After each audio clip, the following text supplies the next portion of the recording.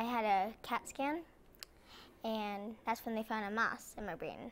I went through surgery, chemotherapy, and radiation. Peripheral nerve sheet tumor, and it's up in my neck, and it's currently growing all around the back of my neck up onto the right side, and it's growing through my neck up onto the bottom of my brain. 11-year-old Mariah has had 5 surgeries and chemotherapy every other year. I had my nerve taken out of my arm because there's beads of tumors all down my nerve, so they had to take that out, so now I can't use my arm at all. She and the other kids can come to Camp Okizu in the Berry Creek area in the Sierra foothills and know that kids won't make fun of them here. My family says good stuff, but some kids at school tease me a lot. Just mean stuff. I just kind of ignore them. It's just a safe place, and I just can express all my feelings and not hide anything in. I've gotten teased lots of times too. They were like saying like, how come you're bald? And like they were making fun of me. It really hurt. It's hard. It was very hard, yeah. Medulloblastoma, a brain tumor, and it was, I think, the size of a quarter, and they had to cut open the back of the skull and take out a piece of the skull and remove it, and then radiation and chemo treatment. Now, that affected the way you walk, so you had to have braces last year, huh? Yeah, on the legs, yeah. But, you know, it was like, gave you drop foot, it made you off balance, you know. And how you doing now?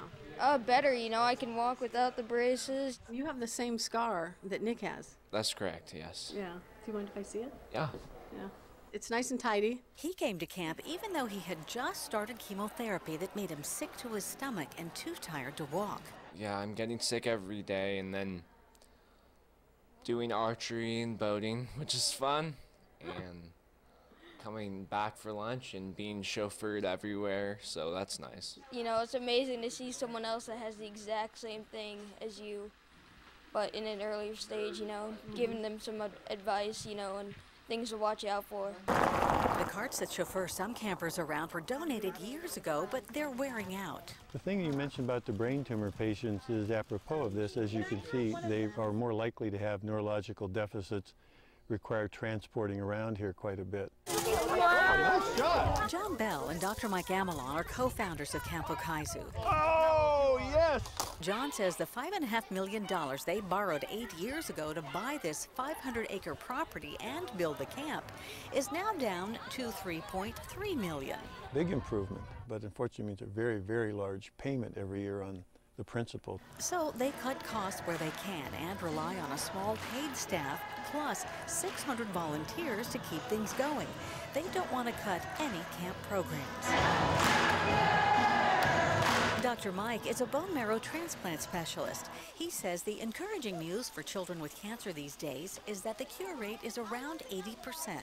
The outlook for children who are diagnosed with cancer now continues to be better than it was not that long ago, so we're continuing to make progress with ultimate survival.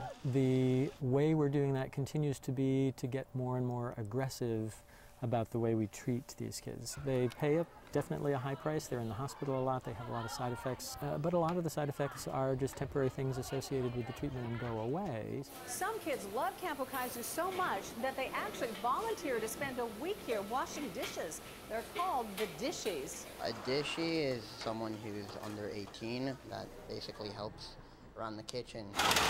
Basically, you just wash dishes and then you chill out and have some fun, and then you get to help the campers be campers. It definitely helps out the camp in terms of money, and it saves them a lot of money because, you know, they're in trouble for sure with money. I'd like it.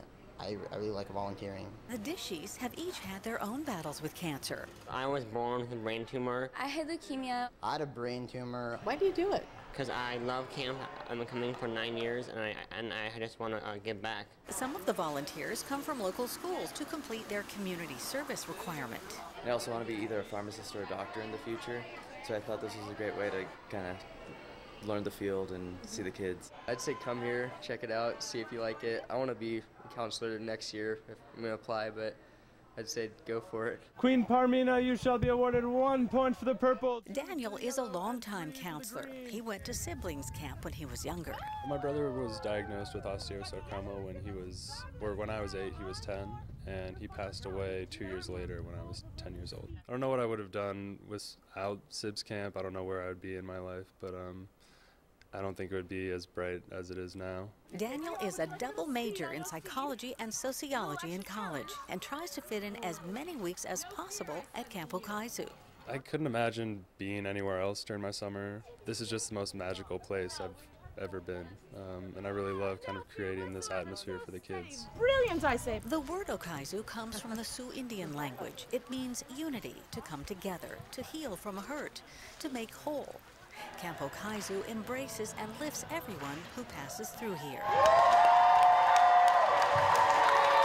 Cheryl Jennings, ABC 7 News.